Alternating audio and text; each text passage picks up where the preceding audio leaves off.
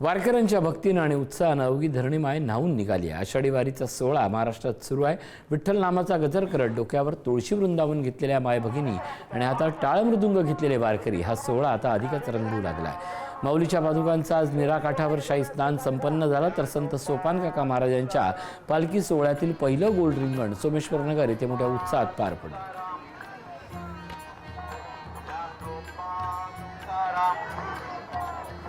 इथे दृश्य आपण पाहतोय संत सोपान काका पालखींचं पहिलं गोल रिंगण आता सुरू आहे। सोमेश्वर नगरात हे गोल रिंगण पार पडतंय।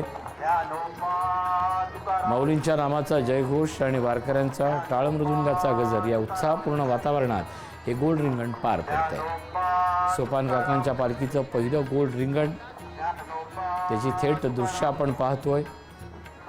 वारकऱ्यांच्या भक्ती आणि उत्साहानं एकीकडे आनंदाचं तर दुसरीकडे वर्षा ऋतूचं बरसणंही चालूच आहे। आषाढी वारीचा सोहळा हा एकादशीच्या निमित्तानं जसजसा जवळ येतोय तसतसा असं म्हणतात विठ्ठल नामाचा गजर हा मोठ्या प्रमाणात पाहायला मिळतोय। मनाचा अश्व आणि